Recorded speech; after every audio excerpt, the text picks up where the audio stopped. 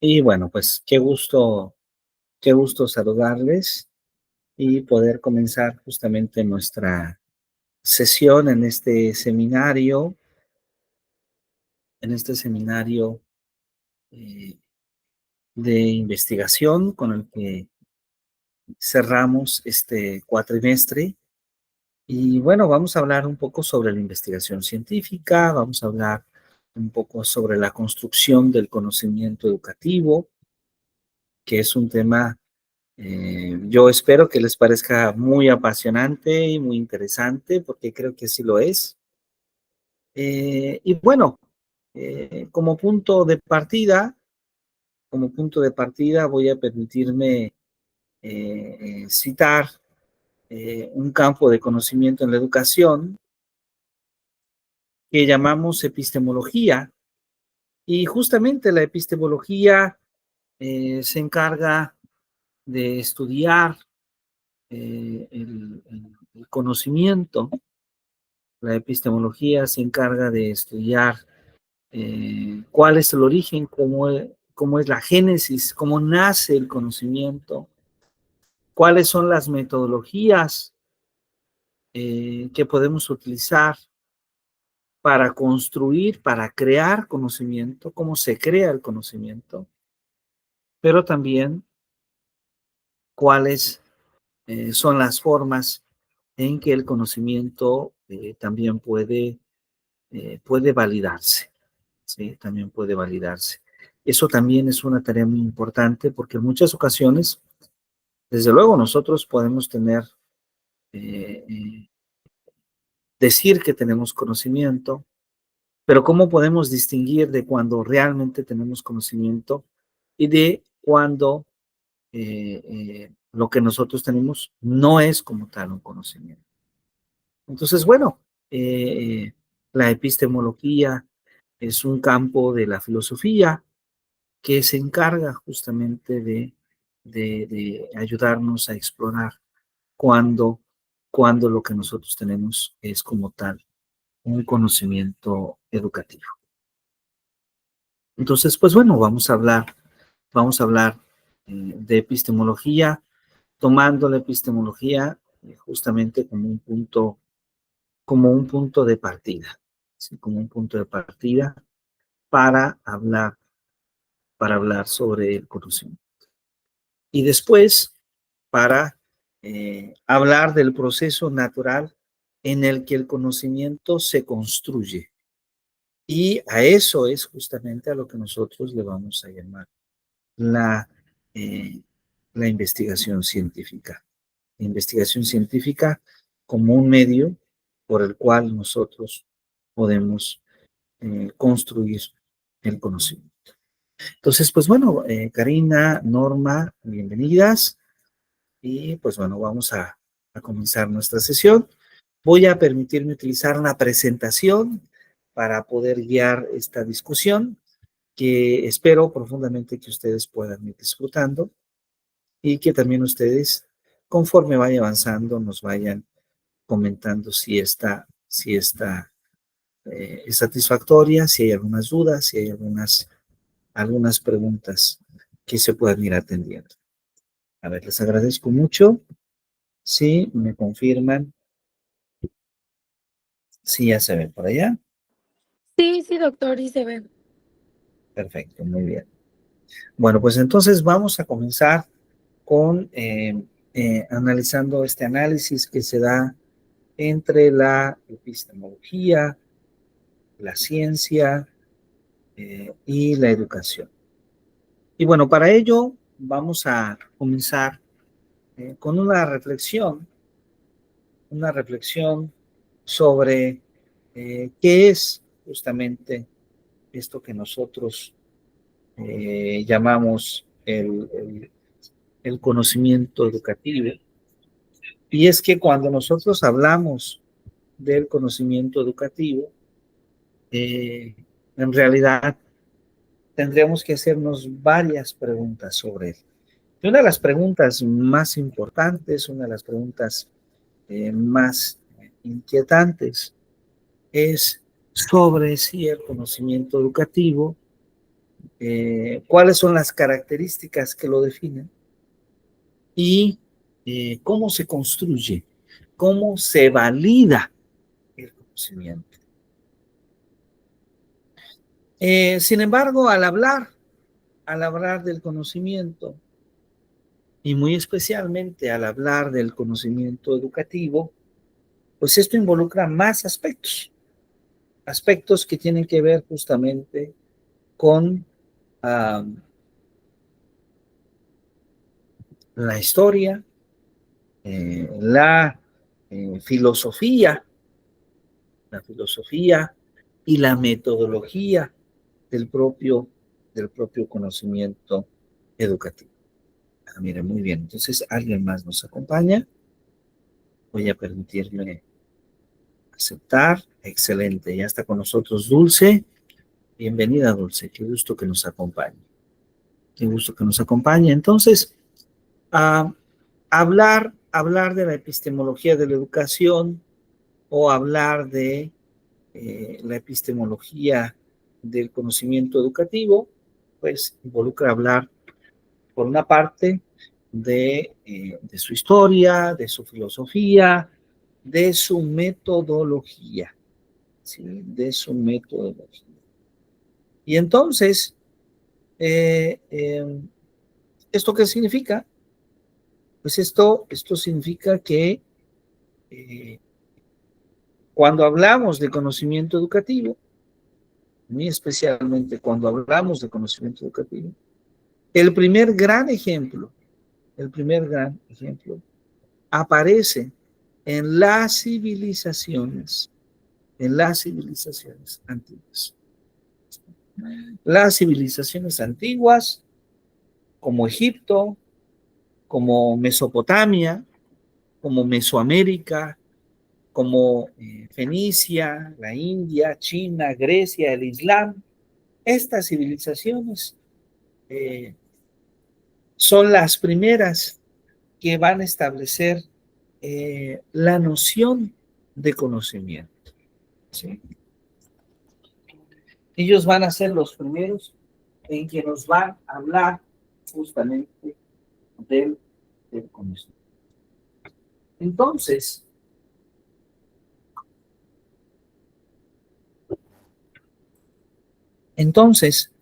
en estas civilizaciones encontramos algunas de las primeras ideas, sí, del conocimiento, pero también de la enseñanza y también del entendimiento. También ahí vamos a encontrar algunas de las primeras ideas.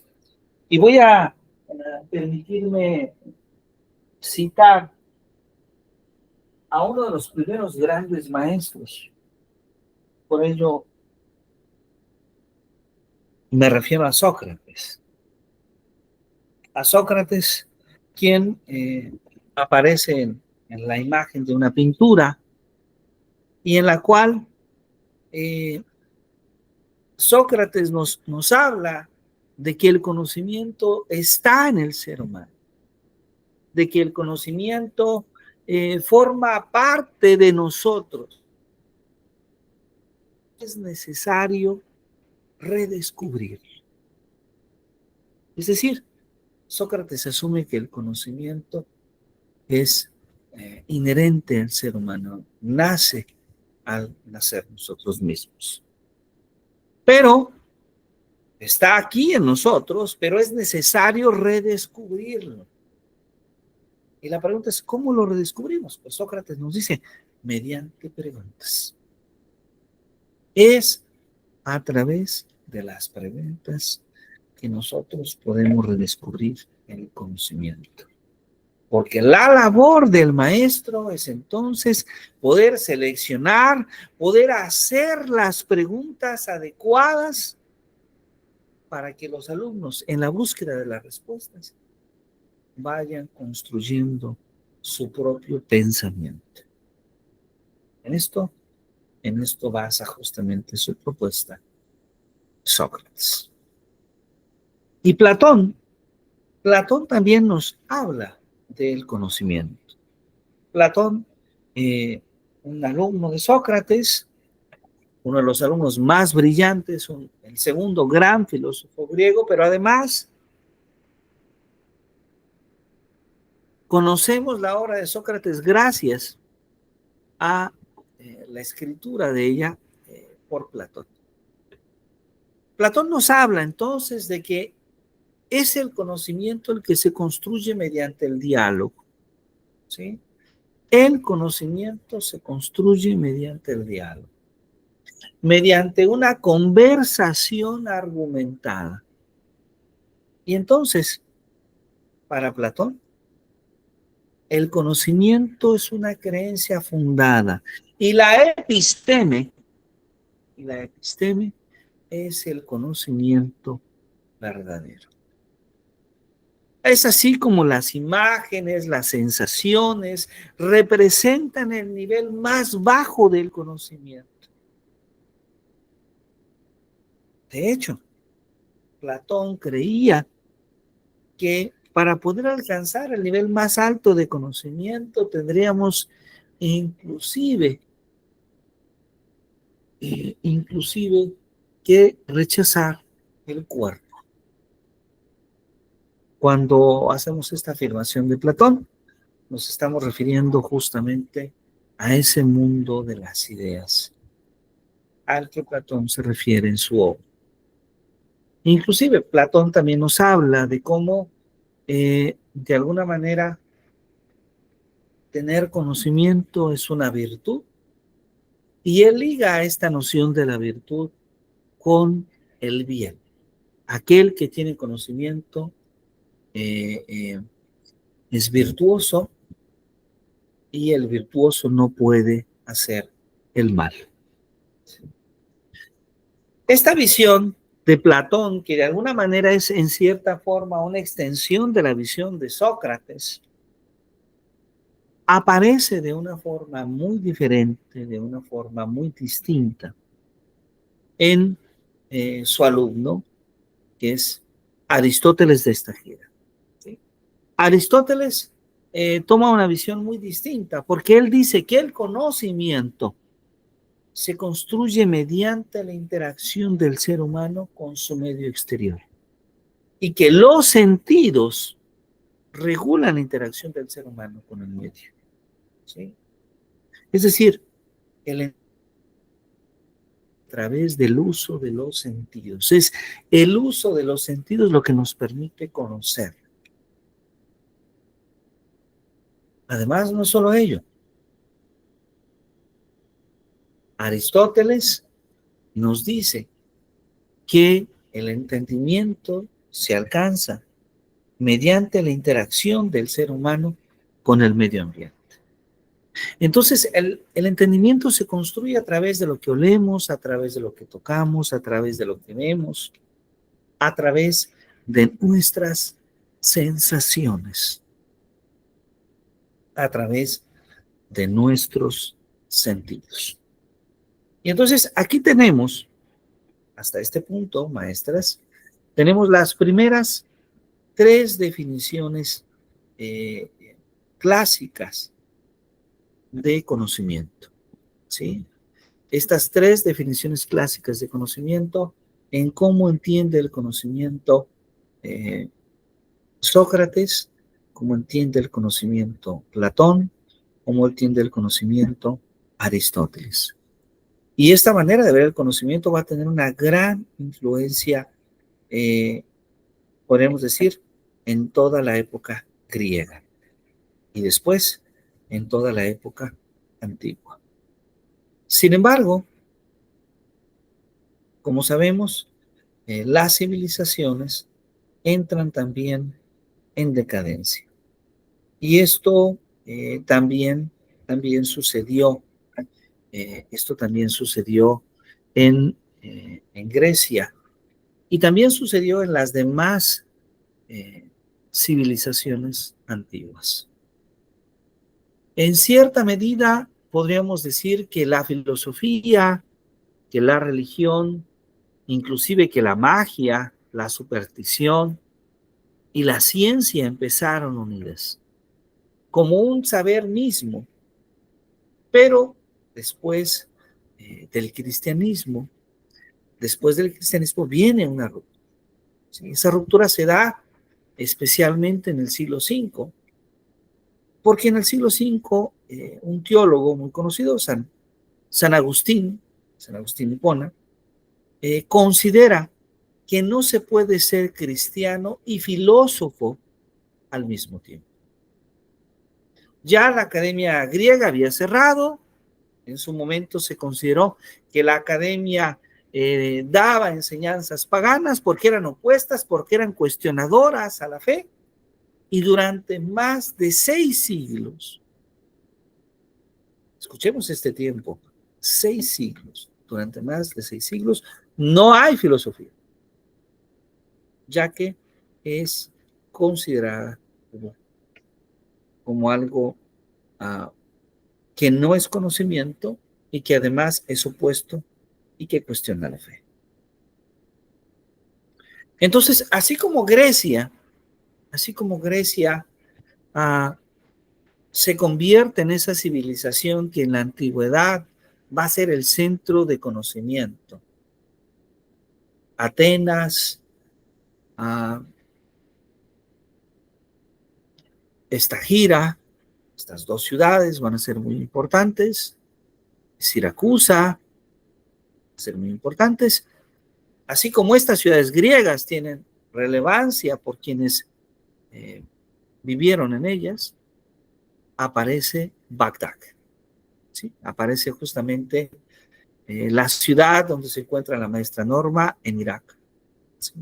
Que en esa época se convierte en el centro del conocimiento, que se convierte en el centro de convivencia entre cristianos, judíos, árabes, musulmanes, que van traduciendo las obras griegas y además van haciendo nuevas reflexiones.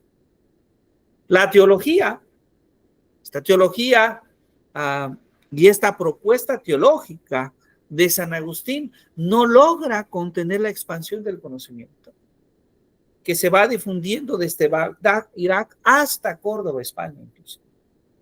Y entonces se produce un renacimiento, muy especialmente para nosotros, un renacimiento epistemológico. Uno de los teólogos y de los filósofos más brillantes de la Iglesia va a ser Santo Tomás de Aquino. Y Santo Tomás de Aquino nos dice que no es posible mantener esta dominación teológica. De tal manera que es Santo Tomás de Aquino quien admite que el hombre puede llegar a las verdades a través de la observación, a través de la experimentación. ¿Sí? Y esta obra de Santo Tomás de Aquino es muy importante, porque en el siglo XIII, Tomás de Aquino, por una parte, acepta el entendimiento del ser humano, pero por otra parte también da continuidad a la teoría del entendimiento de Aristóteles. Tomás de Aquino asume la idea de que el entendimiento tiene también un proceso interior donde se construye el pensamiento y un proceso exterior que ya había descrito, como he mencionado, Aristóteles, ¿no? Que aprendemos a través de los sentidos. Entonces, esto pasa en el siglo XIII, pero en el siglo XVII surge el conocimiento científico moderno, surge ese conocimiento que tiene importantes aplicaciones al desarrollo, a la industria, al aprovechamiento de los recursos naturales. Y entonces el conocimiento se va a ligar con un elemento fundamental, como un elemento fundamental para el desarrollo, para el progreso. Como lo dice el escritor mexicano Rolando García, especialista en epistemología, el conocimiento se va a convertir en la base de la vida, de las relaciones y también del poder. Bien. Pregunta, ¿vamos bien hasta aquí? ¿Vamos bien hasta este punto? ¿Alguna pregunta, Sí, alguna doc. duda? Sí, vamos ¿Sí? bien. ¿Vamos bien? Ok. Muy bien. Voy a permitirme compartir pantalla un poquito más con ustedes. Y en la segunda parte, a ver si ahí se ve, ya en la segunda parte del siglo XVII. ¿Sí? Isaac Newton, recordemos que Isaac Newton hace grandes descubrimientos, ¿sí? En su obra Principios filosóficos de filosofía natural, escribe esas leyes de Newton que estudiamos en la secundaria, en la preparatoria, escribe después la ley de gravitación universal, antes desarrolla el cálculo diferencial integral de manera independiente junto con Leibniz, y entonces Newton, con sus descubrimientos, implica una nueva manera de entender el conocimiento. Surge entonces la noción de ley natural, ¿sí? Antes de esta época solamente se hablaba de leyes morales, de leyes jurídicas, pero con Newton surge la noción de ley natural. ¿Para qué es la ley natural? Para regir los fenómenos naturales.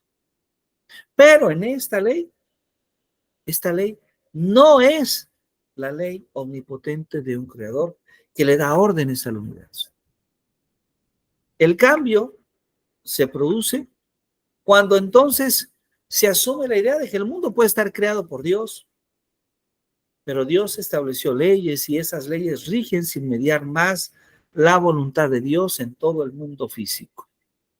Es decir, que la mente humana puede desentrañar esas leyes. Y además, no solo eso, es una obligación del ser humano entender la armonía que Dios ha impuesto.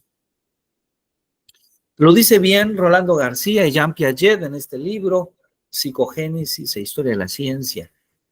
La gran ruptura con la teología se da cuando Newton muestra que las leyes rigen los movimientos planetarios. Esas leyes que rigen los movimientos planetarios son las mismas que rigen el movimiento sublunar, el movimiento de los planetas y el movimiento del péndulo. Son las mismas leyes. Y entonces surge algo distinto. Surge la idea de que ya no decimos que es Dios, decimos que es un ser divino quien es el creador y el responsable de todos los fenómenos naturales, sino que el ser humano empieza a investigar el universo y a explicar los fenómenos. Así que entonces hay un renacimiento en la filosofía, un renacimiento en el que también participa René Descartes, y que hace ver a la ciencia como ese campo que nos permite explicar las leyes naturales.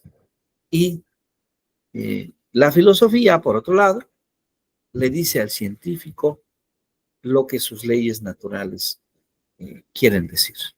¿Sí? Bueno, aquí tenemos una imagen de este libro, Psicogénesis e Historia de la Ciencia, un libro de Jean Piaget y Rolando García, y quienes aparecen en esta imagen es Emilia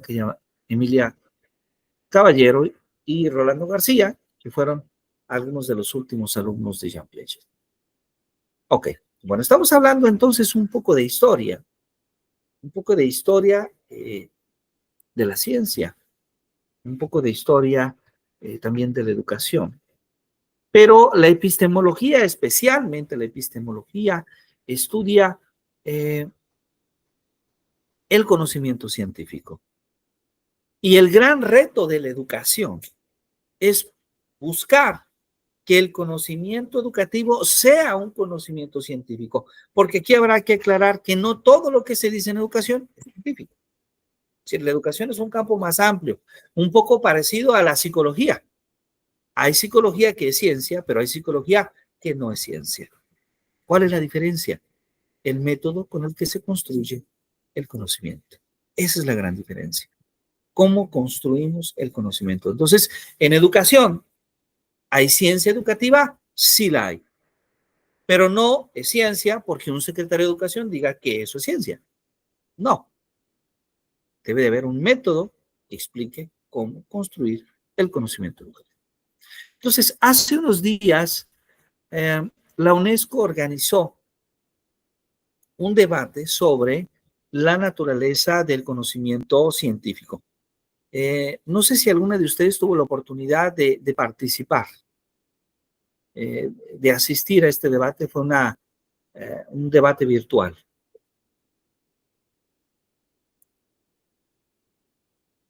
¿No? Tal vez no.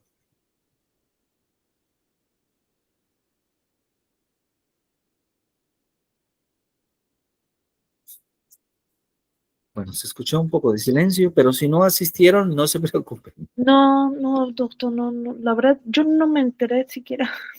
Hubiera sido No. bueno. Ok, bueno, de hecho, como este debate trata un poco de lo que estamos hablando, ¿sí? Trata un poco de lo que estamos hablando, es decir, hay una conexión de lo que hablamos, porque de lo que vamos a hablar es, en primera instancia, es qué es el conocimiento científico, cómo se construye el conocimiento científico, cuáles son las limitaciones del conocimiento científico, y de esto hablamos en este debate.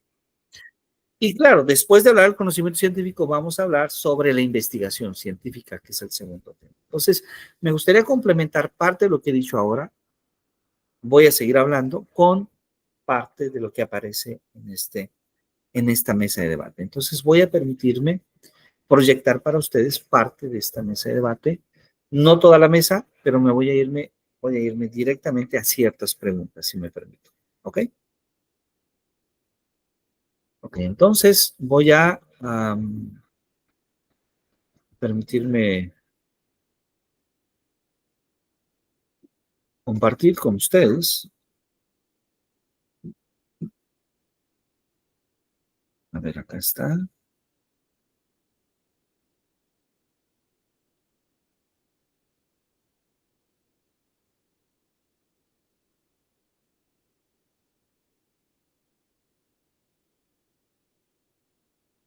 Les agradezco mucho si me confirman si ya se puede ver.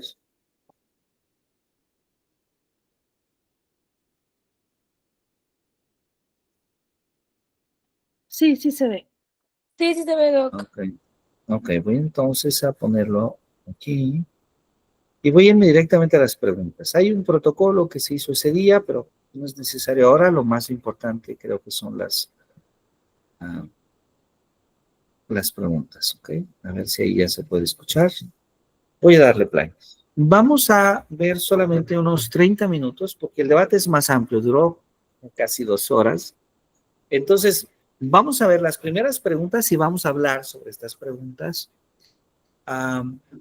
Y después vamos a dejar de tarea terminar de ver en detalle el debate, ¿ok? A ver, entonces, a ver si aquí ya se escucha precisamente bien. Sobre su naturaleza, con una aventura de conocimiento.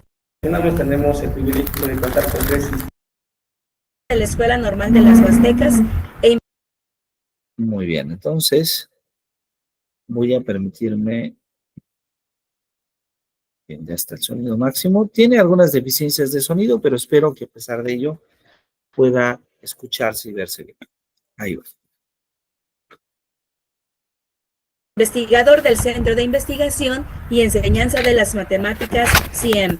Autor de libros, artículos de docencia e investigación sobre matemáticas, enseñanza de las matemáticas y educación.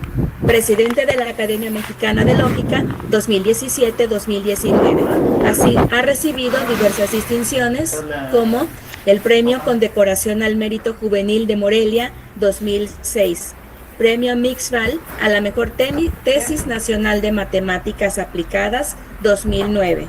Premio UNID a la investigación 2011. Premio Educa a la investigación educativa Perú 2024. Premio al mérito cultural CENTE 2024. Global Learning Awards Iberoamérica 2025 y finalista del Global Teacher Prize, Fundación Barkey y UNESCO 2025 como uno de los mejores 50 docentes del mundo. Muchas gracias a todos y dejamos la palabra al doctor Néstor Iván Anaya Ortega como moderador de esta mesa de debate sobre conocimiento y pensamiento científico. Gracias, muy buenas tardes a todas y todos. Es un honor darles la más cordial bienvenida a esta mesa de debate titulada sobre la naturaleza del conocimiento y el pensamiento crítico. El objetivo de este espacio es propiciar un diálogo académico de alto nivel en torno a los fundamentos de la ciencia, los retos del pensamiento crítico las implicaciones éticas de la práctica científica y las perspectivas que se vislumbran hacia el futuro. Esta tarde, como ya lo mencionamos, tenemos el privilegio de contar con 3 distinguidos panelistas. Agradecemos profundamente su presencia y disposición para compartir sus reflexiones en este foro. Les daré las reglas de la mesa. Para el desarrollo de nuestra sesión, cada panelista dispondrá de 3 a 4 minutos para responder cada pregunta, con el fin de garantizar un diálogo equilibrado. El debate se estructurará en 4 bloques temáticos. Al concluir los 4 bloques, abriremos un espacio para intervenciones del público, donde las preguntas podrán dirigirse a un panelista específico o ser abiertas. Les pedimos mantener un ambiente de respeto, escucha atenta y cordialidad durante toda la sesión. Comencemos con el primer bloque, la naturaleza de la ciencia, reflexionando precisamente sobre su naturaleza, con una aventura de conocimiento impulsada por la curiosidad humana. Doctor Basir, la primera pregunta es para usted. ¿Qué papel juega el azar o la intuición en el proceso de descubrimiento científico, más allá del método formal?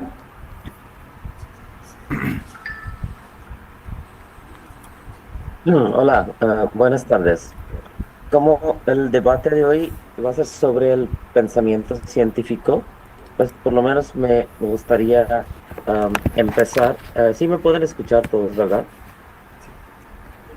Sí, doctor, sí. Ok. Había un premio Nobel en física de partículas y física nuclear que salió de unos orígenes muy humildes. Estudiaba en las escuelas, donde se sentaba en el suelo y ni el pueblo tenía electricidad ni nada, y al final él salió, estudió en Inglaterra, contribuye mucho en el campo de ciencia y física de partículas y física nuclear, y al final también en 1979 ganó un premio Nobel. Y él dijo algo bien importante, me recuerdo de eso, decía que el pensamiento científico es el patrimonio común y compartido de toda la humanidad. Entonces quiere decir que no importa si estamos viviendo en una ciudad y un país desarrollado o en desarrollo o subdesarrollado, todos podemos participar en el pensamiento científico de más alto nivel, porque es el patrimonio común y compartido de toda la humanidad. Entonces eso nos da esperanza que podemos hacerlo no importa dónde estemos. Entonces es el mensaje que quería dar. Y ahora regresando a la pregunta que me hicieron, y como habían mencionado que nosotros somos de diferentes campos y a veces tomamos ejemplos en donde pues hemos visto en nuestro propio campo cómo funciona todo esto. Una de las cosas que me intuición. Entonces, en la parte, por ejemplo, de ciencia y física en particular, hay 2 partes en donde se divide el conocimiento. Una parte es teórica y otra es experimental. En la parte teórica puede contribuir mucho la intuición, pero no solamente la intuición. La persona que usa la intuición debe tener mucho talento, mucha preparación para poder usar la intuición. Por ejemplo, el Paul Dirac, un matemático de la Inglaterra, cuando pues describió una ecuación para partículas fundamentales, pero él no sabía que tenía unas soluciones que jamás se habían visto, y él se atrevió a intuir que tal vez estas nuevas soluciones pueden tener un significado, y solo por su intuición pudo deducir que eso puede corresponder a antimateria en el universo, partículas de antimateria que ya juegan un papel bien importante en la ciencia, también en medicina, y por muchos años la gente no lo pudo detectar, pero al final lo detectaron, pero eso fue basado en su intuición. Azar, eso contribuye más como en la ciencia experimental, porque accidentalmente uno puede a veces descubrir las cosas que no estaba buscando. Ahora, el día de hoy a una partícula extremadamente importante en la física teórica que se llama muón, pero se descubrió en rayos cósmicos que venían de galaxias y el mundo fuera en los cúmulos de galaxias, venían rayos cósmicos y de repente en 1938 se descubrió una partícula en una cámara de detectores en donde vieron que pues, tenía más masa que el electrón, menos que un protón, pero no sabían qué es y al final se dio cuenta de que solo por accidente habían descubierto esta partícula que es muón. Entonces sí pueden pasar estas cosas, también pueden, por ejemplo, de azar. En biología hay muchas cosas, muchos medicamentos que saben que pueden curar ciertas enfermedades que se descubrieron accidentalmente. Entonces, pues esto es mi respuesta. No quiero tomar más tiempo para no quitar tiempo a alguien más. Interesante perspectiva, doctor Bacín. Estos elementos de imprevisibilidad parecen ser inherentes a la investigación de frontera. Esto nos lleva a considerar cómo se percibe este proceso desde fuera. Toca el turno al doctor Raimundo Morado, ahora con la pregunta: ¿cuál es, para usted, el mayor malentendido que la gente tiene sobre cómo funciona la ciencia? Bienvenidos todos y gracias por tomarse el tiempo y el esfuerzo para estar con nosotros. Creo que el mayor malentendido que tenemos, y en eso caemos muchos, es que concebimos a la ciencia como si fuera un montón de verdades, de datos, de información. Entonces, si me compro un libro con un montón de esos datos, ya puedo saber ciencia. Eso es muy peligroso.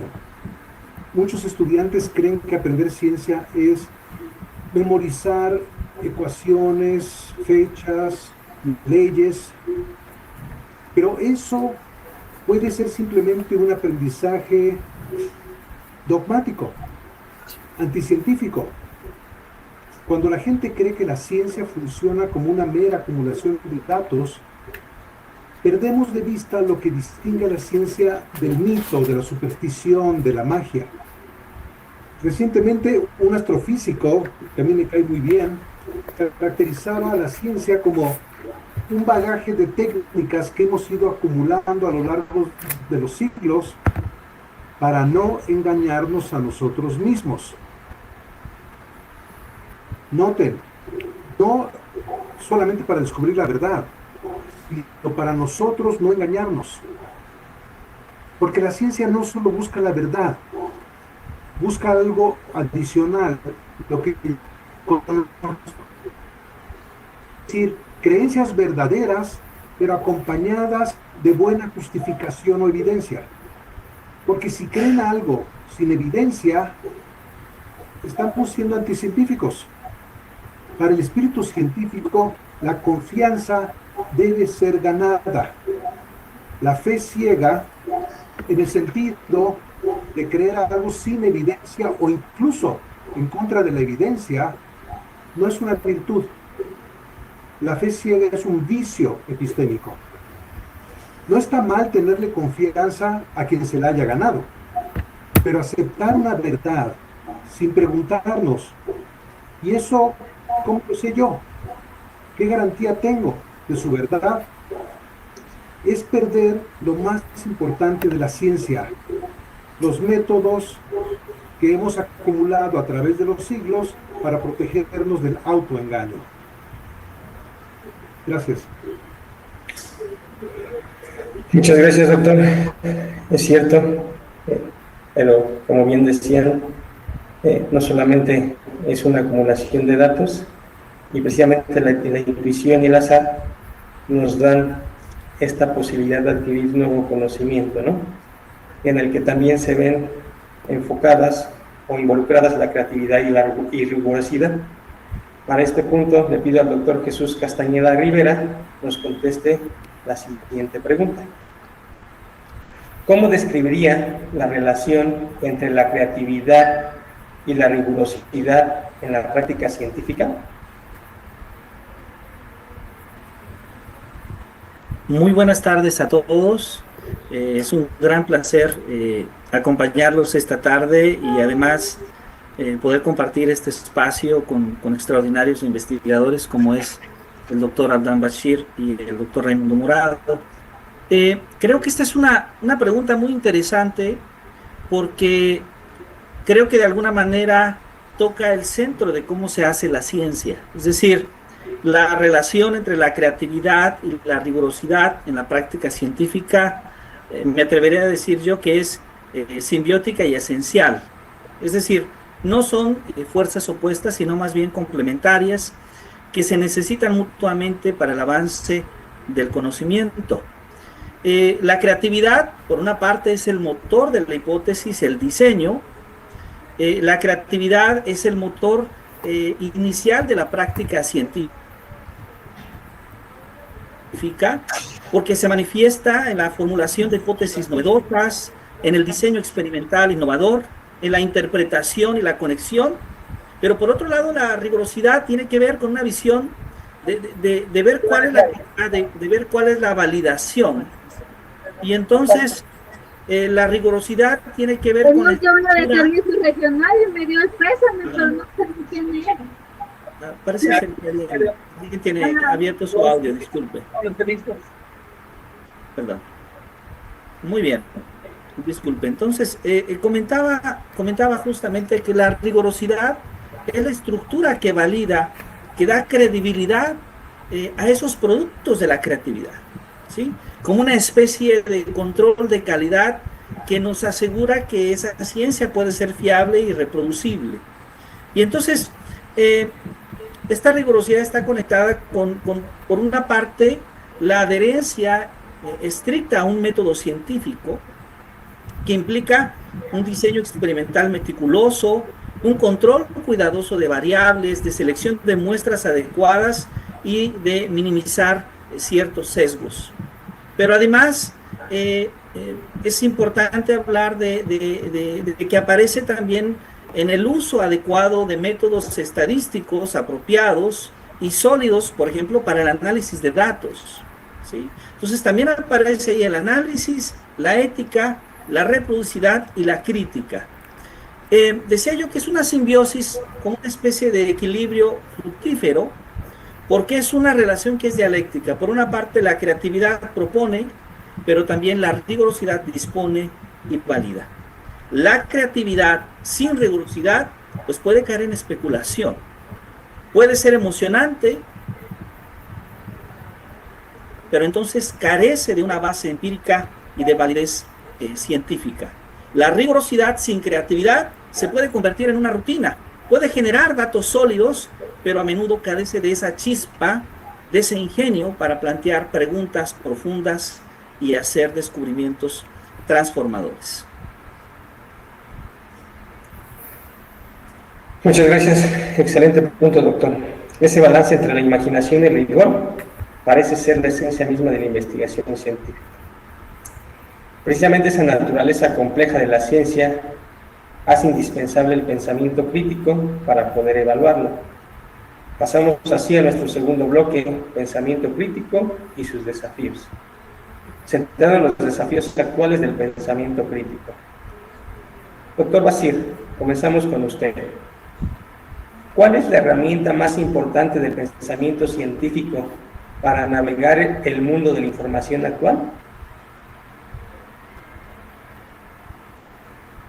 Bueno, creo que es una pregunta muy interesante y muy importante. Y yo creo que se puede sostener con fuerza que la herramienta más importante del pensamiento científico hoy en día es el pensamiento crítico. ¿Por qué es tan necesario el pensamiento crítico el día de hoy? Hay varias razones. Uno es que tenemos sobrecarga de información. En la era digital estamos rodeados de más información que nunca, pero no todo es confiable. El pensamiento crítico nos permite evaluar las fuentes, distinguir la evidencia de la opinión, identificar sesgos o manipulaciones. Y es importantísimo. También escepticismo y evidencia. La mentalidad científica nos enseña a no aceptar afirmaciones sin más, sino preguntar, ¿cuál es la evidencia? ¿Cómo se obtuvo? ¿Podría haber una explicación alternativa?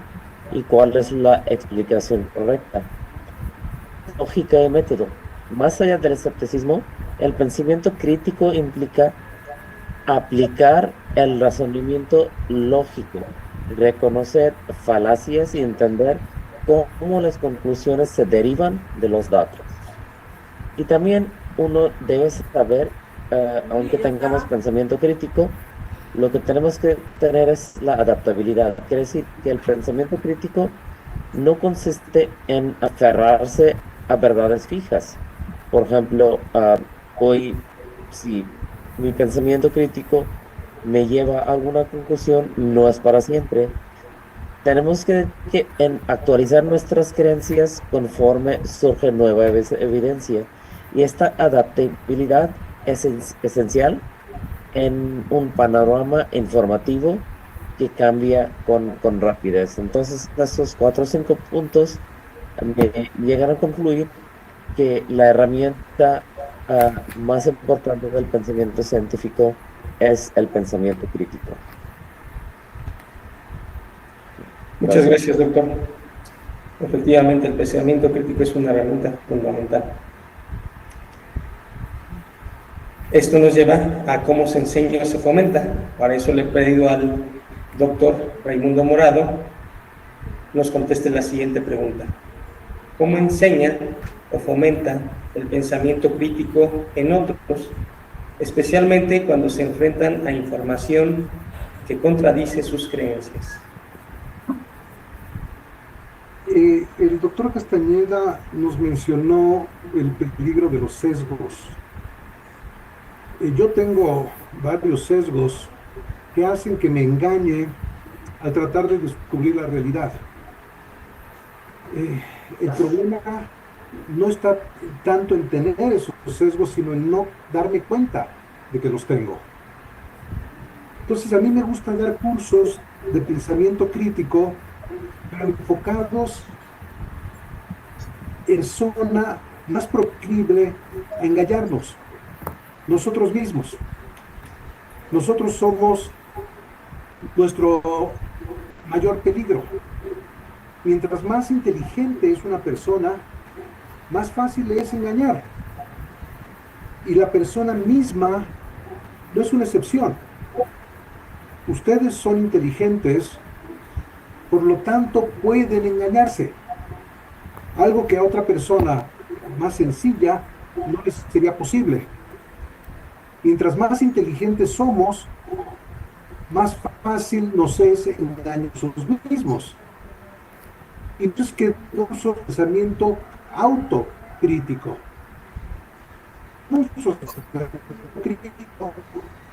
Y les recomiendo que los revisen, pero hay que aplicar esas habilidades de pensamiento crítico para protegernos de las trampas que nosotros mismos construimos cuando nos enfrentamos a información que contradice nuestras creencias.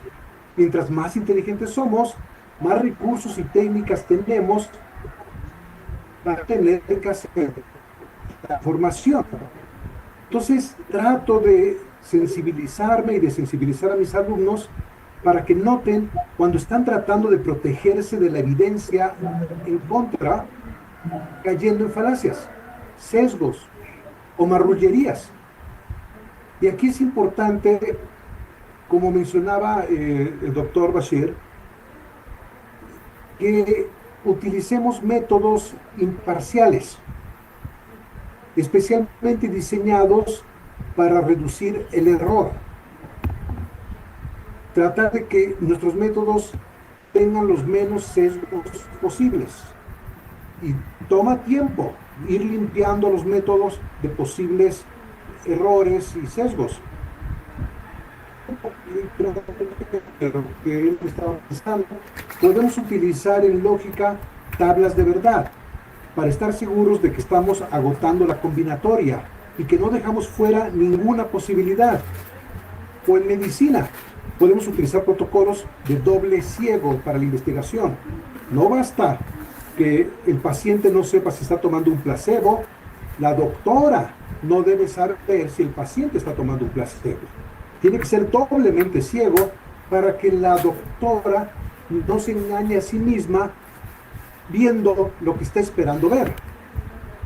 El buen método de investigación nos ayuda a sopesar más imparcialmente la información que interfiere básicamente con nuestros deseos y con nuestros temores. Inteligente se nace, pero cómo vivir sin errores ni autoengaños, eso se aprende. Gracias. Estrategias muy valiosas, doctor Morán. Ese entrenamiento del escepticismo saludable es especialmente crucial cuando las fronteras entre ciencia y pseudociencia se difuminan. Esto nos lleva a nuestra siguiente pregunta para el doctor Jesús Castañeda. ¿Qué consejo le daría a alguien que busca distinguir entre la evidencia sólida y la pseudociencia, especialmente en temas que causan mucha controversia pública? Muchas gracias. Bueno, creo que una parte interesante de cómo atender esta pregunta ya ha sido mencionada de manera muy generosa por parte del doctor Raimundo Morado. Creo que este es un desafío muy importante que tenemos en este momento en la sociedad, porque creo que empezamos a vivir una era de la desinformación. El mejor consejo es adoptar justamente una postura de pensamiento crítico estructurado, ¿sí? Una postura donde nos centramos no sino en cómo se llegó a esa conclusión. Entonces, hay varios aspectos que considerar, hay varios criterios. Algunos de ellos fueron escritos por distintos autores, uno de ellos muy conocido es Karl Popper, otros que podrían ser ciertos signos de alerta de que nos enfrentamos a algo que podría ser, como decía Mario Bunge, una pseudociencia, ¿no? Entonces, lo primero es evaluar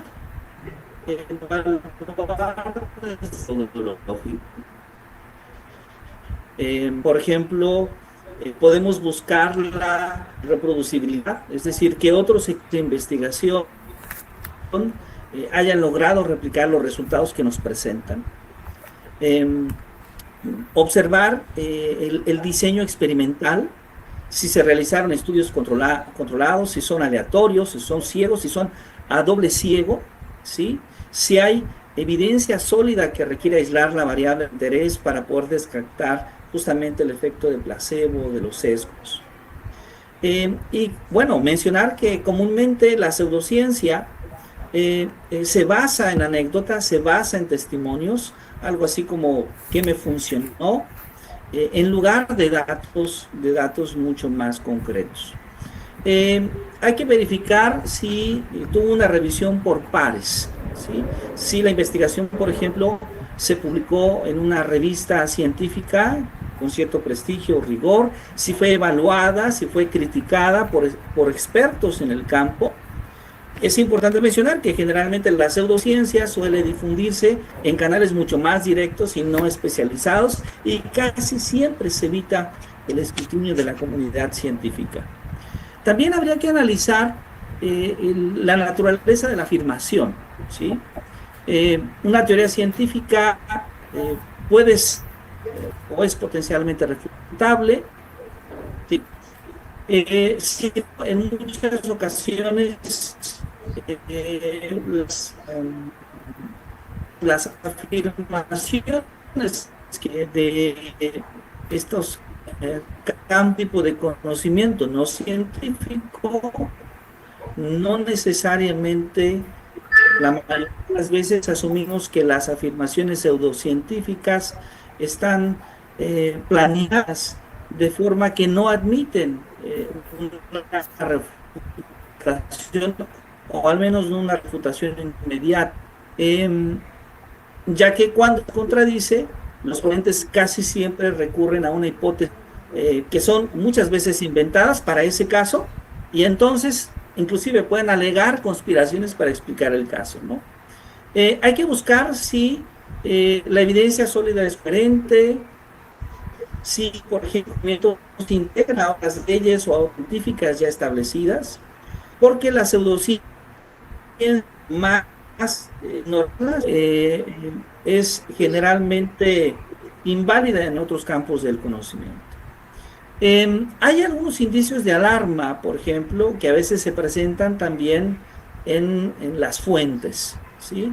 Las fuentes de cuáles son los fundamentos en los que se basa justamente dicha formación, cuál es el lenguaje que se utiliza, o inclusive en muchas ocasiones en diversos tipos de ataques sobre las instituciones, sobre las personas que hacen ciencias.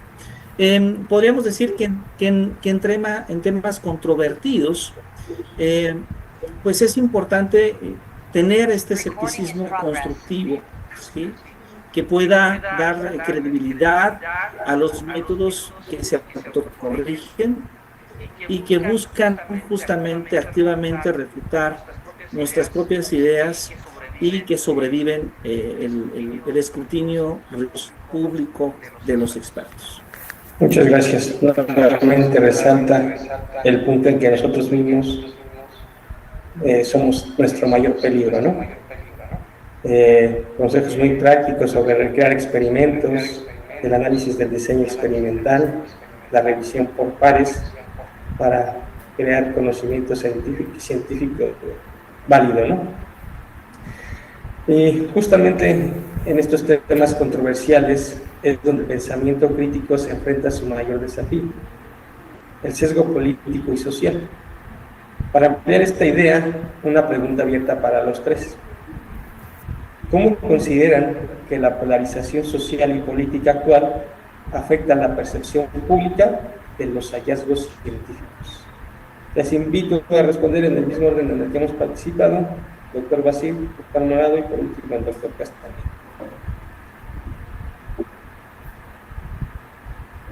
Perdón, no estaba muy clara la recepción. ¿Me puede repetir el comentario? Claro que sí. ¿Cómo consideran que la polarización social y política actual afecta la percepción pública de los hallazgos científicos? Sí, es muy importante la pregunta. Como hemos visto que no solamente a nivel científico, pero a nivel social y cultural existe actualmente mucha polarización y eso, como doctor Castañeda y también doctor Raimundo mencionó, que es muy importante no caerse en la información que nosotros recibimos de diferentes fuentes, sino analizarlo de manera crítica, de manera científica para llegar a las conclusiones correctas. Y yo creo que el pensamiento crítico puede jugar un papel extremadamente importante para deshacerse de esta polarización. Porque polarización muchas veces surge porque cada quien recibe la información en una gran cantidad y a veces de unas fuentes muy diferentes, y eso causa que uno llega a unas conclusiones y otro llega a otras conclusiones. Entonces sí, podemos tratar de inculcar como científicos, matemáticos, físicos, biólogos a nuestra sociedad pensar de manera crítica. Entonces todos podemos analizar de manera justa, manera lógica, manera científica y tratar de deshacer de esta polarización que existe a nivel social, cultural y también científico. Muchas gracias, doctor.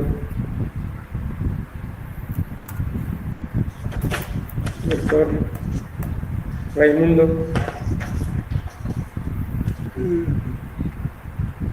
Bueno, creo que todos sabemos que la mentira tiene ventajas sociales y políticas,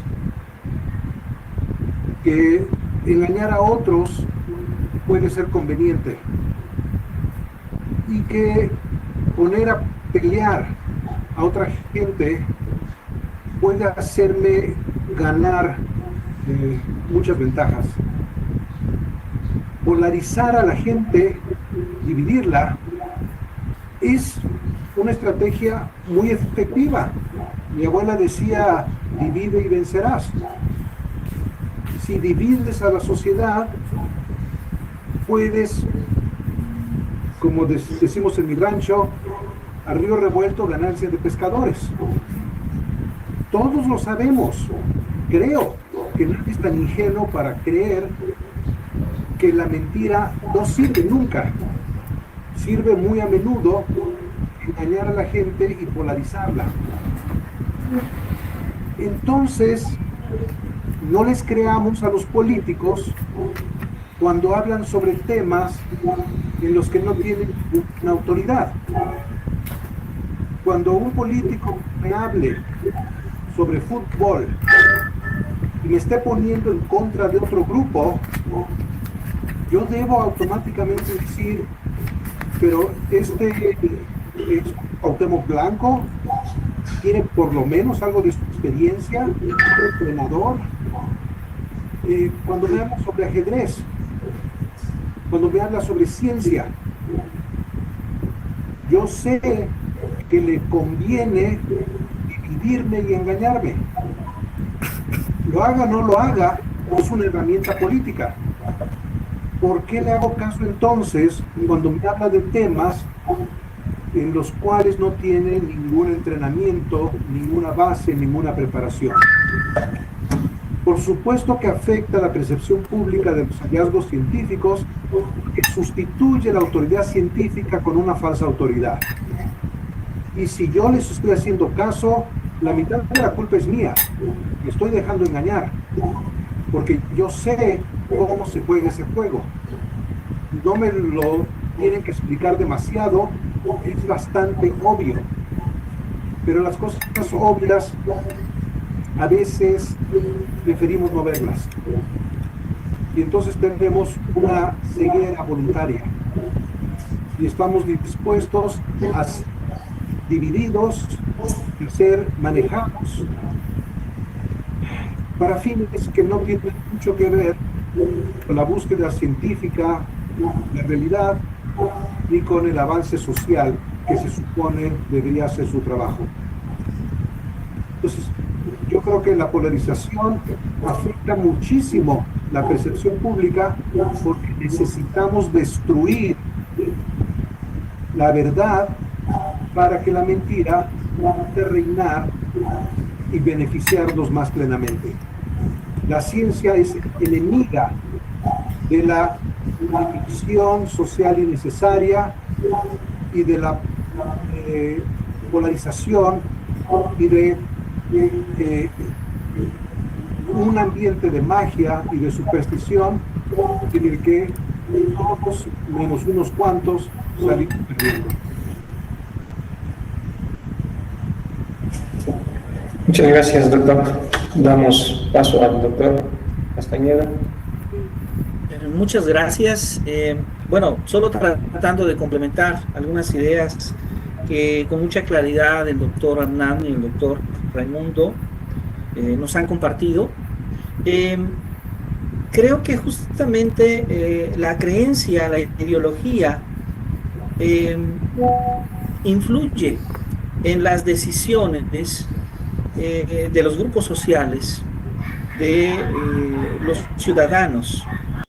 Y entonces, lamentablemente, el ciudadano puede hacer una toma de decisiones no basada en evidencia, no basada en ciencia, no basada en conocimiento científico, sino basada en la ideología, en la forma de pensar, en la creencia impuesta por el gobierno o con los grupos sociales y políticos o religiosos. Y creo que esto, como lo comentaba el doctor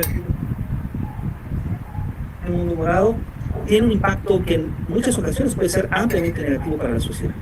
Porque entonces la toma de decisiones no se hace en las cualidades, en los conocimientos, ni siquiera a veces en la experiencia, sino que se hace en pleno desconocimiento. Y esto, para cualquier gobierno y para cualquier sociedad, desde luego que es muy peligroso. Muchas gracias, agradecemos estas reflexiones. Queda claro que el contexto social no es un telón de fondo, sino un factor activo en la recepción del conocimiento. Nos recalca la importancia del pensamiento crítico para no caer en la polarización. Muchas gracias. Estos desafíos externos nos llevan a reflexionar sobre los principios que deben guiar la ciencia desde dentro. Abordamos ahora nuestro tercer bloque, experiencia personal y ética. Sobre la dimensión ética y la experiencia personal, doctor Basir, comenzamos con usted nuevamente. ¿Cuál considera que es el mayor desafío ético al que se enfrenta la ciencia hoy en día? Muy buena pregunta. De hecho, yo creo que no hay uno, pero hay varios aspectos de eso. Uno de los desafíos es que uno tiene que siempre presentar la verdad y teniendo la integridad científica. A veces lo que pasa es que en el mundo actual de ciencia existen muchas competencias y cuando uno presenta los resultados teóricos y resultados experimentales para poder competir con otra gente, a veces yo he visto que falta un poco de integridad o puede faltar un poco de honestidad.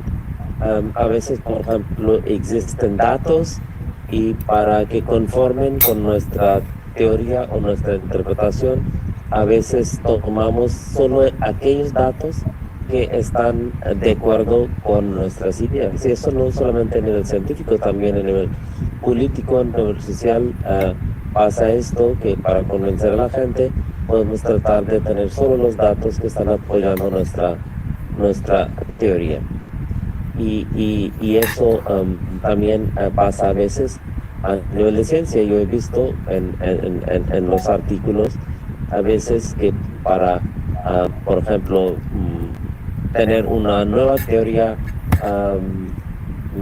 que está como muy, para alguna gente muy interesante, novedosa, tratamos de tomar solamente aquellos datos experimentales que lo que nos dicen es que nuestra teoría nueva es correcta y la anterior no. De hecho, hace poco escribimos un artículo que es el resultado de últimos 5 años, en donde tardamos en 5 años en tratar de convencer a la gente que lo que se había desarrollando en 5 años, diciendo que el modelo actual no estaba de acuerdo con el resultado experimental, no fue correcto. El resultado actual de física de partículas está completamente de acuerdo, pero convencer a mucha gente, hasta científicos y administrativos, fue bastante difícil. La otra parte, yo creo que a veces también es que para apoyar a nuestros mismos estudiantes, colaboradores, actualmente cuando se escriben los artículos, a veces incluimos las personas como coautores que realmente no han participado mucho en el tema, a veces ni saben de qué se trata el tema,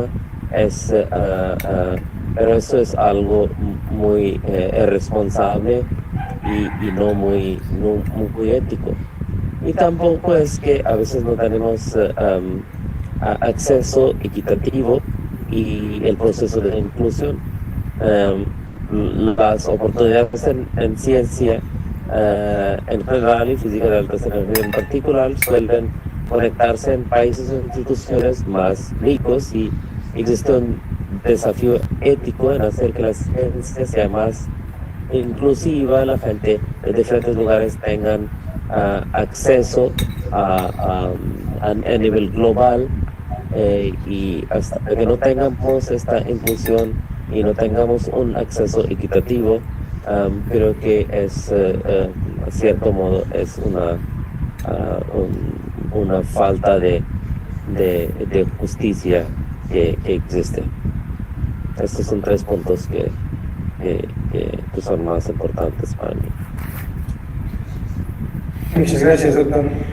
Mucho sentido. La desigualdad de repente se afecta mucho a la forma en la que llega el conocimiento científico a nuestros jóvenes, a nuestras comunidades. Y esto nos lleva a que la forma en que abordemos esos desafíos dependerá en gran medida de cómo eduquemos a las próximas generaciones de científicos.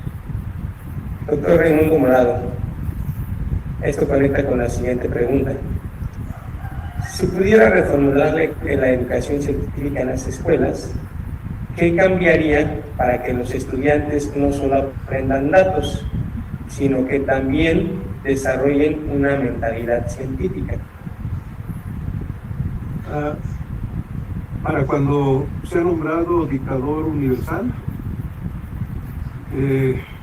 bueno, si me pongo a soñar, hay algo que la maestra Citlali Mendoza mencionó: la investigación y la experimentación como procesos educativos. Y a mí me gustaría retomar esa idea. Hace ya más de 40 años, un científico, Richard Feynman, en un libro muy divertido, decía que una universidad no es científica simplemente porque tenga una facultad de ciencias. De hecho, le tocó ir a un país donde tenían una gran facultad de ciencias, pero no tenían ciencia. Lo que hace a la educación científica es aprender mediante la práctica científica, porque uno aprende ciclismo pedaleando. Leonardo da Vinci aprendió sobre la geometría de las luminae, la anatomía de los cuerpos, la perspectiva, pero empezó trabajando en el taller del Verrocchio, donde podía aprender a pintar pintando. Y aquí, si me permiten una anécdota personal, yo tuve en secundaria una clase de música sin música.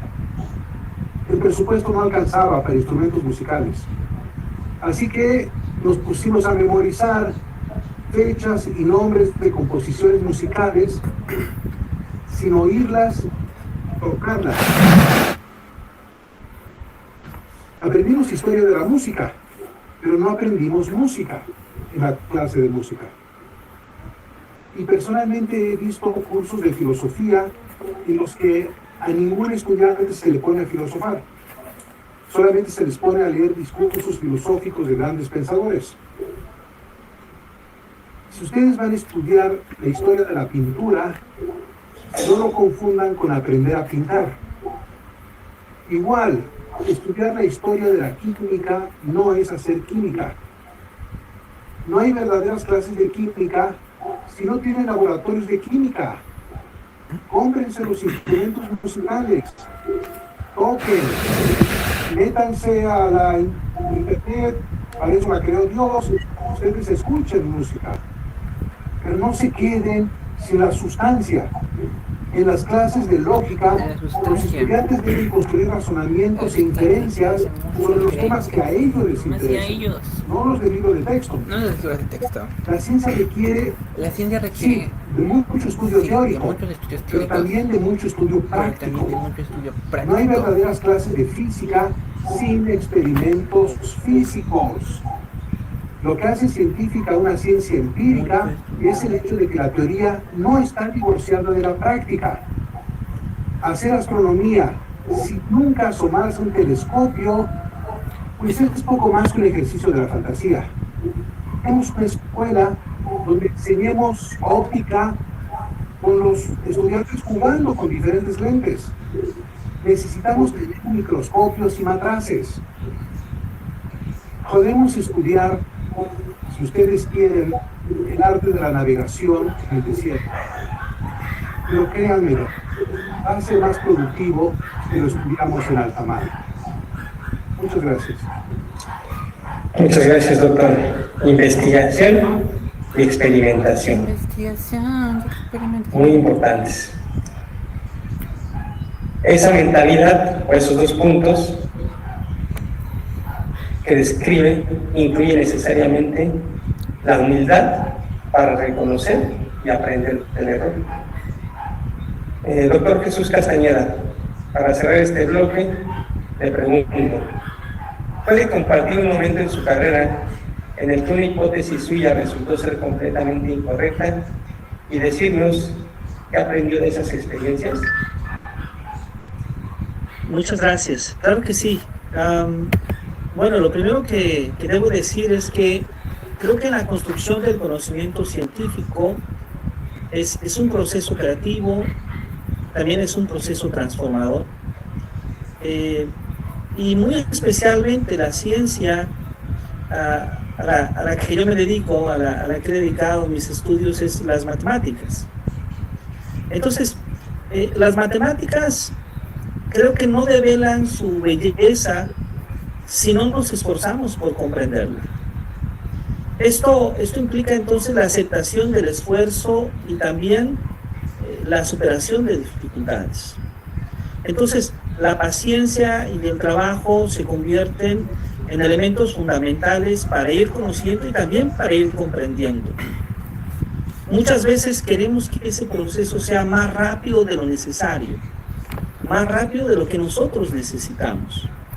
Y ahí vienen muchas confusiones, ahí vienen muchas ocasiones una equivocada interpretación.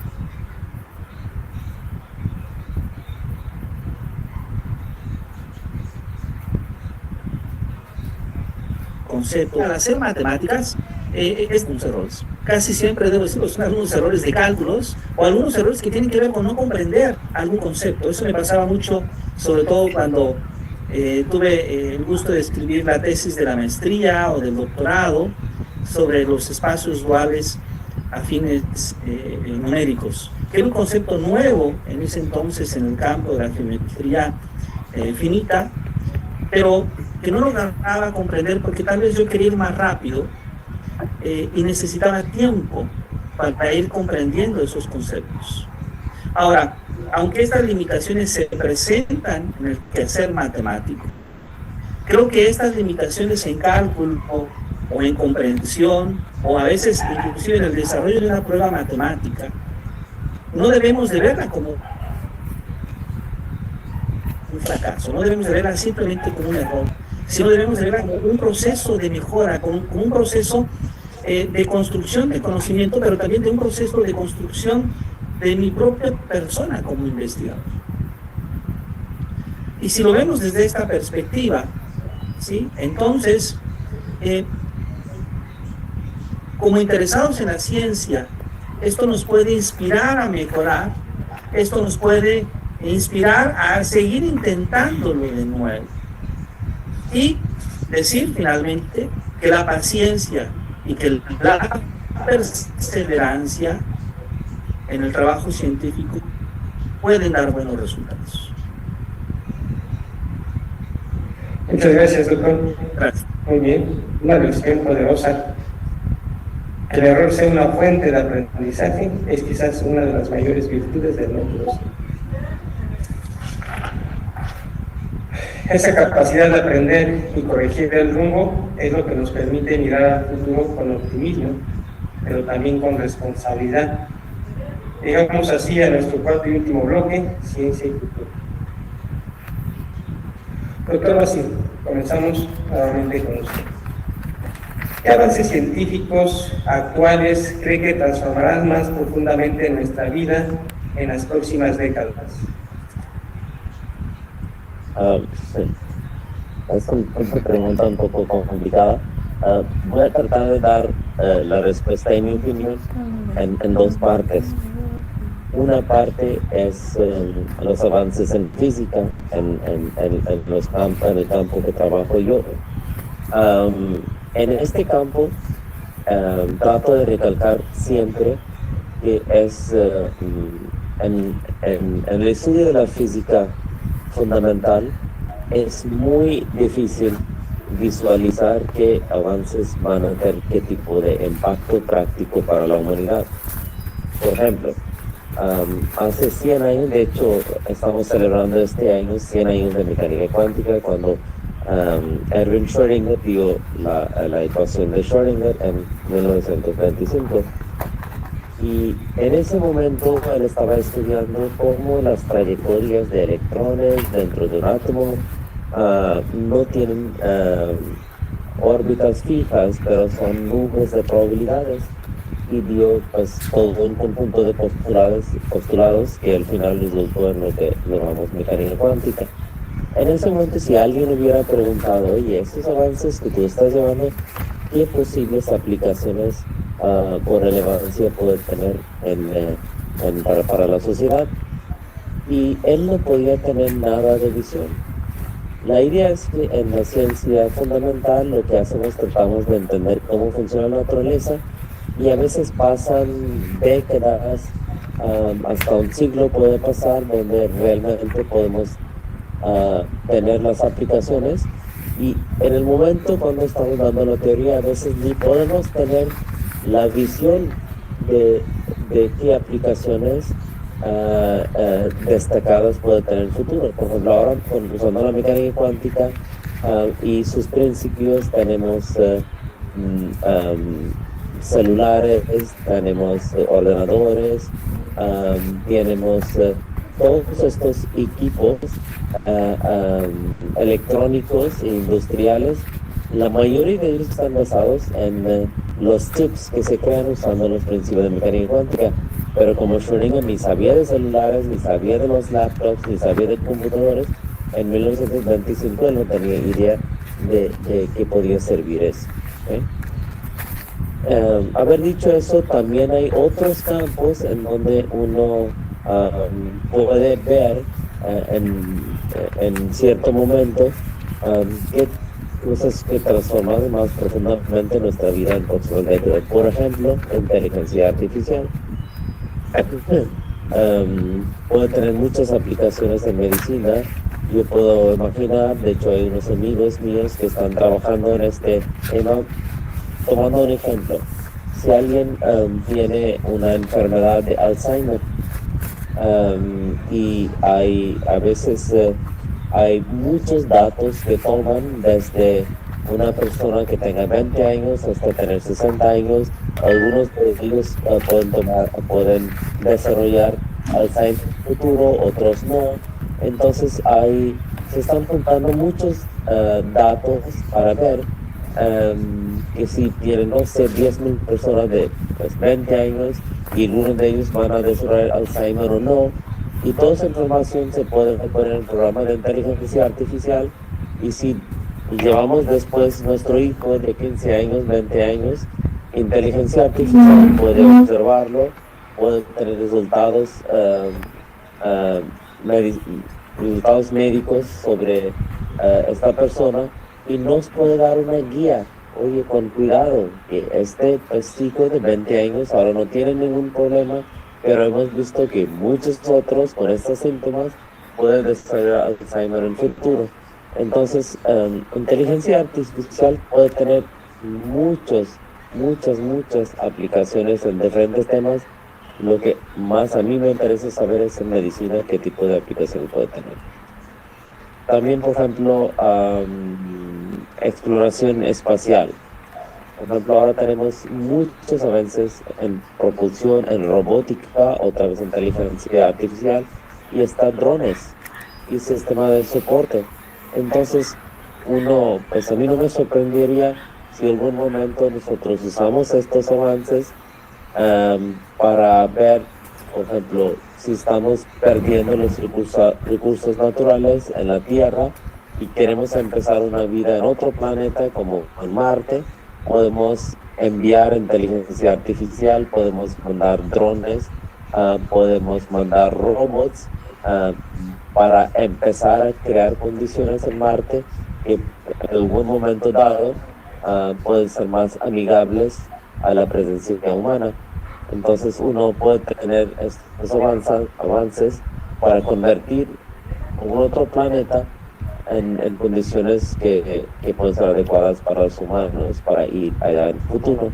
Entonces hay aplicaciones, por ejemplo, esto es lo que había dicho de inteligencia artificial, exploración espacial, que pueden tener muchas aplicaciones que uno puede ver y que puede cambiar nuestro futuro de manera muy profunda.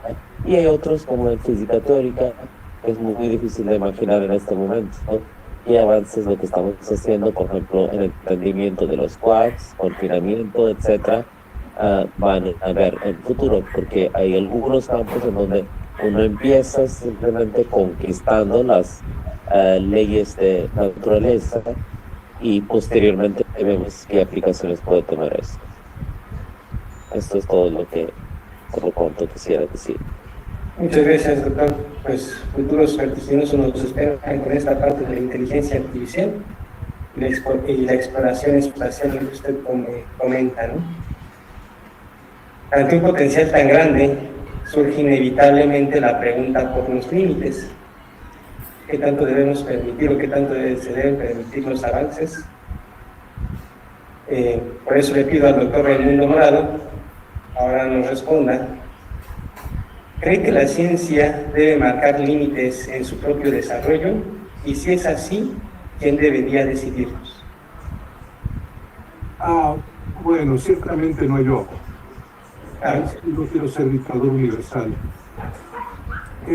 Pero el doctor Castañeda nos habló de, si lo entendí, de la construcción de mejoras. Porque muchas mejoras no son instantáneas. Requieren paciencia, trabajo. Afortunadamente ya tenemos algunas bases, yo creo. Como toda actividad humana, tenemos que regirnos por algunos principios básicos y generales. El Evangelio de San Mateo nos conmina a que no le hagamos a otros lo que no queramos que ellos nos hagan a nosotros. No necesitamos ser cristianos para aceptar esta llamada regla de oro. Si quieren, piensen en el juramento hipocrático.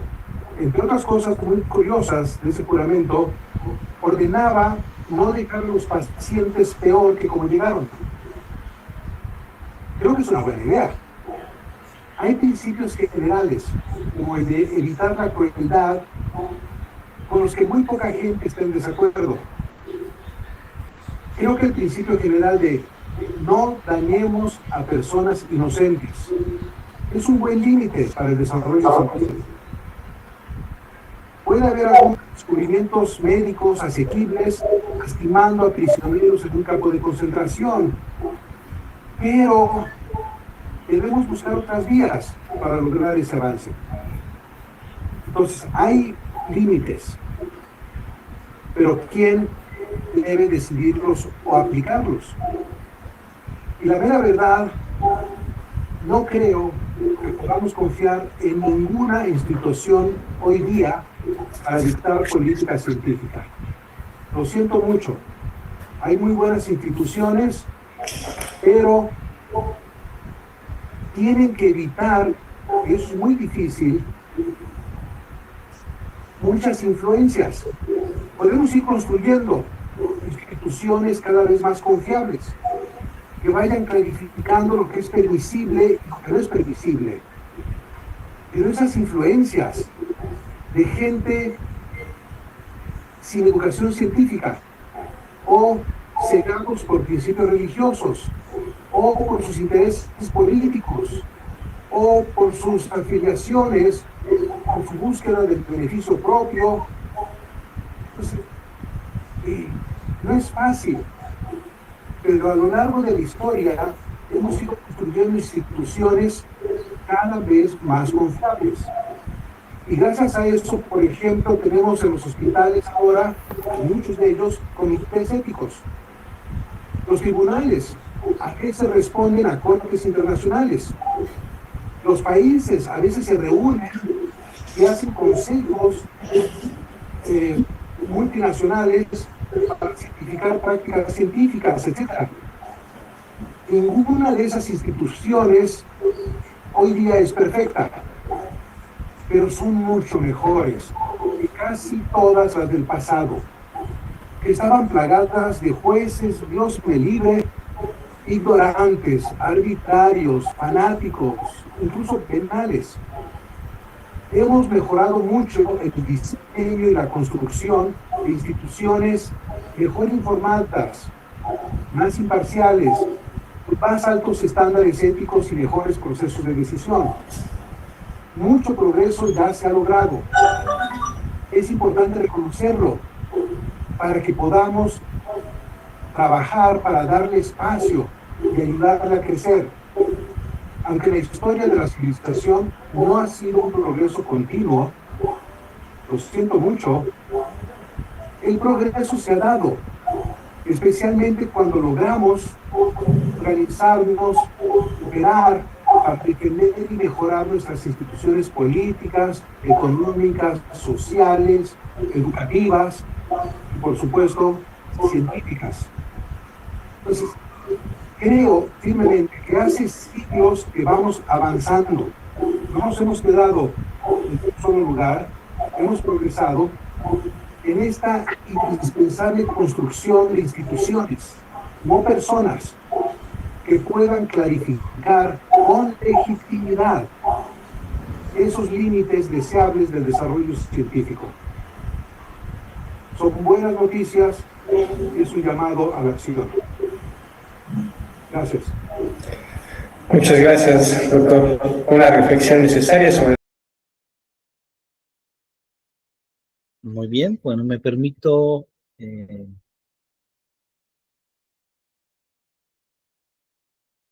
cerrar un poquito esta entrevista, que espero que ustedes estén disfrutando, espero que les haya parecido interesante. No nos da probablemente el suficiente tiempo para poderla analizar completa en este momento, pero me permito subir a nuestro grupo de WhatsApp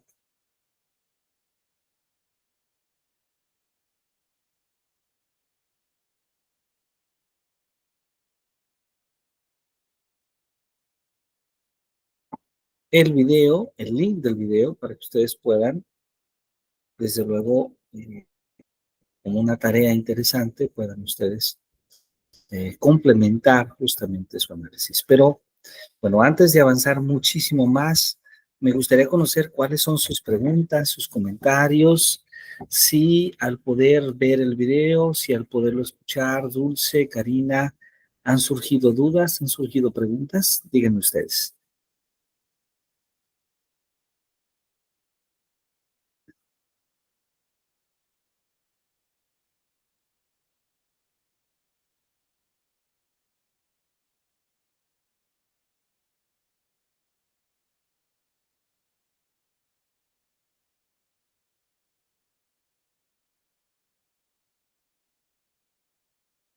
Dulce, Karina. Sí, profe, dígame. Ok, ¿alguna pregunta que haya surgido al observar justamente este video? ¿Alguna duda que ha surgido?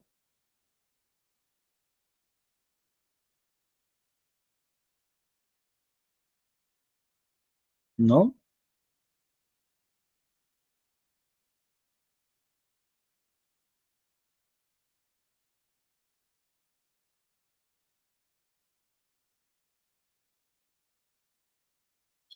¿No ha surgido ninguna?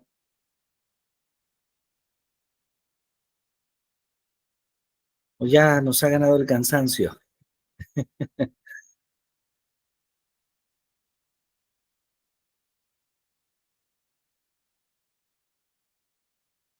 Un poco tal vez. Ok, voy entonces a permitirme volver a compartir. Y en esto que comparto, para ir cerrando nuestra sesión el día de hoy, me gustaría retomar, después del trabajo de Newton, Estamos hablando un poco de la historia, de cómo se ha venido construyendo el conocimiento científico. Pues después del trabajo de Newton, hay un trabajo muy importante que realiza Auguste Comte, me aparece en esta imagen, y es que Comte propone la ley de los tres estados, ¿sí? ¿En qué consiste esta ley de los tres estados? Pues consiste en afirmar que la humanidad pasa por tres estados distintos. El estado teológico, el estado ficticio, ¿sí? Y es el primero. El estado metafísico, el estado abstracto y finalmente el estado científico positivo. Y fíjese que esta es la razón por la cual a este movimiento que surge con la filosofía de Comte se le va a llamar positivismo, ¿sí? Se le va a llamar justamente positivismo. Lo positivo se refiere a lo real. Lo positivo se refiere a lo real y se opone a la búsqueda del esencialismo. Busca desechar la búsqueda de las propiedades ocultas que caracteriza a los primeros estados. En este sentido, Comte inclusive deja las teorías fenomenalistas de Kant de lado porque las considera metafísica. Este positivismo, esta corriente positivista, maestra, va a ser parte de la característica de lo que hoy en día nosotros podemos llamar la ciencia actual o el concepto de la ciencia moderna. La ciencia es positivista. ¿Qué significa que sea positivista? Significa que asume que estudia lo real. Pero lo real sin buscar esencias. Lo real desechando la búsqueda de propiedades ocultas. Y usted va a decir, bueno, ¿y a qué se refiere con propiedades ocultas? Pues estamos hablando del alma, estamos hablando de aquello de lo cual no se tiene evidencia. Lo positivo es aquello que se puede probar, aquella propiedad que podemos verificar en la realidad. Y entonces así surge, con esta obra de Comte, un tratado que va, de alguna manera, a vislumbrar el desarrollo del conocimiento científico posterior. Bueno, vamos a parar aquí un poquito, y continuamos el próximo viernes para seguir hablando de historia de la ciencia y de la investigación científica, que ese es justamente el objetivo de nuestro seminario. Muchísimas gracias y que tenga una muy bonita noche, un buen descanso. Gracias, Doc. Igualmente, bonita noche. Que la pase bien. Hasta luego. Gracias, Bye. hasta luego, Doc.